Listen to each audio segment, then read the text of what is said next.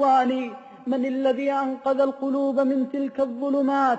أقوام ما عرفوا الله حياتهم كلها، امتن الله عليهم بالهداية، ما وقفوا يوما من الأيام بباب الله يسألونه أن يهديهم، ومع ذلك تكرم وتفضل ووهب سبحانه. أليس خليقا به جل وعلا إذا تعلقت ببابه وعذت بجنابه وأظهرت الفاقة إلى الله أن يثبت لك القدم على سبيله، فهو الحقيق بأن يهب ذلك. ولذلك يا إخواني، إذا أراد العبد أن يثبت قدمه على الهداية فليبتعد عن تلك المحارم الموجبة لضعف الإيمان في القلب، وأن يحاول قدر استطاعته إذا وجد من النفس دواعيها أن يكبح جناحها بالخوف من الله تبارك وتعالى، فحق على الله من ترك شيئا لله أن يعوضه خيرا منه.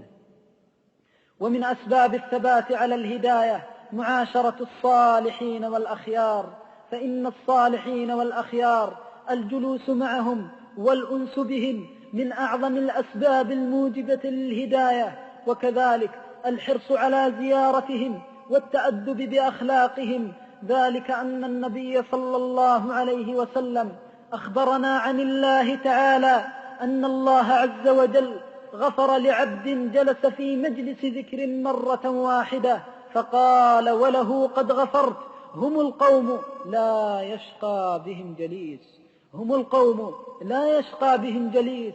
فالجلوس مع الأخيار وزيارة الأخيار من أهم الأسباب الموجبة للثبات على الهداية.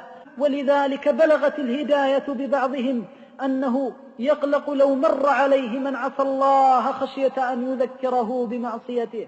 فلذلك إخواني، فلذلك البعد عن الأشرار والجلوس معهم، وإن كثيرا ممن أكرمهم الله بالهداية قد يتساهلون في هذا الأمر العظيم، فتارة تجدهم يجلسون مع من لا خير فيهم ويتساهلون في ذلك، ووالله إنه لخطر عظيم.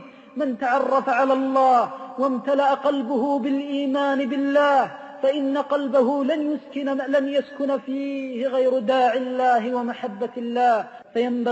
فينبغي للإنسان أن يحذر من الجلوس مع الأشرار، وإن الجلوس معهم والضحك واللهو معهم من الأمور التي توجب للعبد الردى وتورده موارد الشهوات والهوى. ولذلك من تعود على مجاملة الأشرار فلا يلومن إلا نفسه. جماع الخير كله تقوى الله عز وجل، فمن اتقى الله ثبت الله قدمه على الهداية وأوجب له الولاية. أعوذ بالله من الشيطان الرجيم. ألا إن أولياء الله لا خوف عليهم ولا هم يحزنون الذين آمنوا وكانوا يتقون.